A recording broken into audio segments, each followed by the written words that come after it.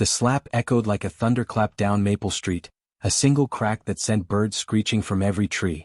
I was elbow-deep in soap suds, scrubbing last night's dinner plates, when the sound made me freeze, water still running from the tap. Through the kitchen window I saw her, Karen Mitchell, standing in the middle of the street, her HOA clipboard splayed out like a broken shield, one hand pressed to her cheek, her mouth open in stunned disbelief. 3 feet away her husband David stood, chest heaving like he'd just run a marathon, his hand still raised. The entire neighborhood seemed to hold its breath, but let me tell you, this didn't start with the slap.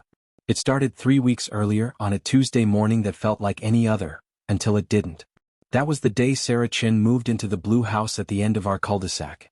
She had 2 kids, 7 and 9, and the kind of weary smile you only see on single mothers who work double shifts at the county hospital. The kids were sweet, quiet, and polite. Sarah kept her lawn trimmed, even baked cookies to introduce herself. Any sane person would have been thrilled to have her on the block. But Karen Mitchell? Reasonable was never her strong suit. I was grabbing the mail when I heard her voice, sharp as a meat cleaver, cutting through the morning air. Karen was standing next to Sarah's little Honda Civic, clipboard in hand, measuring the angle between the front bumper and some imaginary line she'd conjured from thin air. Sarah's car, by the way, was parked in front of her own house, but apparently in Karen's world, being 15 degrees off parallel to the curb was akin to high treason. Sarah came jogging over, still in scrubs from the night shift, hair pulled back in a messy ponytail, eyes tired. Karen didn't even let her catch her breath. She launched into her favorite speech, about property values, about community standards, about how the HOA's glorious Section 4.7 mandated that cars be parked at exactly the right angle or civilization itself would crumble. Sarah apologized, promised she'd move it, even looked genuinely sorry, but Karen's pen was already scratching out a violation notice with the glee of a kid writing a Christmas list. Over the next week, Karen ramped it up.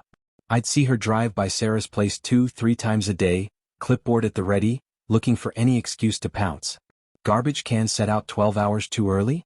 Citation. A welcome mat an inch too close to the door? Citation. A bike left on the lawn for more than 37 minutes? Citation. Each came with a speech, delivered in that nasal tone that made you want to claw your ears off. Sarah tried everything, joining HOA meetings, apologizing in front of the entire neighborhood, even baking an apple pie. Karen accepted the pie with a tight smile, then lectured her about how bribery wouldn't erase her sins. David, meanwhile, had always been the quiet one. The man who stood a little behind Karen at every block party, nodding along while she held court. But I started noticing a different look in his eyes, like he'd finally started to see what the rest of us had known all along. Like he'd started to hate that clipboard as much as the rest of us. It all came to a head on a Saturday morning. Karen found Sarah's car parked 18 inches from the curb, 6 inches over the HOA's standard. That was it. Karen called a tow truck and started knocking on every door, announcing that at 2 p.m. sharp, she'd be showing the entire neighborhood what happened when people defied the rules. I watched from my porch as the tow truck rumbled down the street. Sarah's kids froze their hopscotch game to stare at the looming metal beast. Sarah ran out, hair still damp from the shower, pleading with Karen. She offered to move the car, to pay any fine, to apologize to every neighbor personally. But Karen's eyes glistened with that self-righteous glow. Clipboard hugged to her chest like a holy relic. She told the tow truck driver she was sure that she had the authority, that the HOA would back her up. That's when David stepped forward. His face was redder than I'd ever seen it, hands clenched at his sides. He called Karen's name, his voice low but firm. He said enough was enough. That Sarah was a nurse with 2 kids and that maybe, just maybe, the rules weren't worth the heartbreak they caused. Karen wheeled on him like a viper, voice rising, talking about responsibility and order, about how without rules we'd all descend into chaos. She laughed, actually laughed, when he told her she'd changed, that she'd turned their street into her personal kingdom. Then David's hand moved.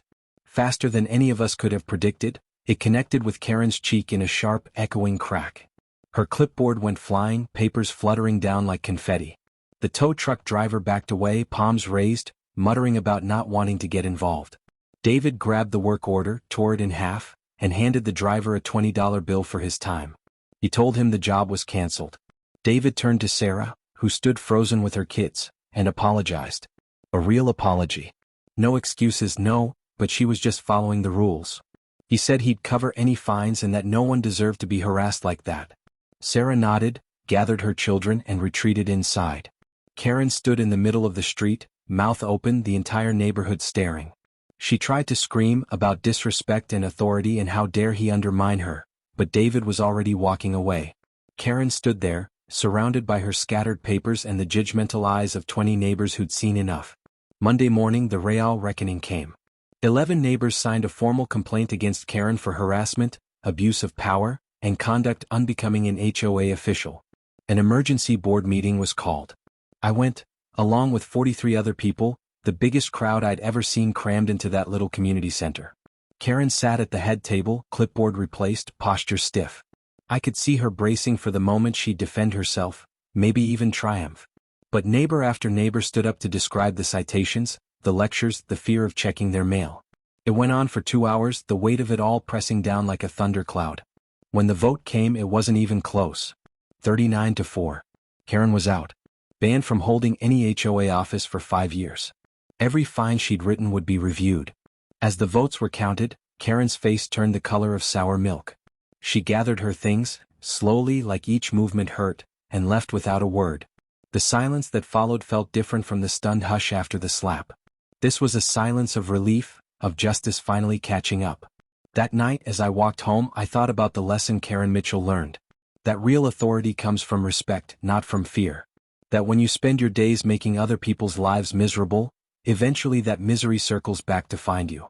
And that no one, no matter how loud, no matter how righteous, gets to terrorize an entire neighborhood just because they have a clipboard and a chip on their shoulder.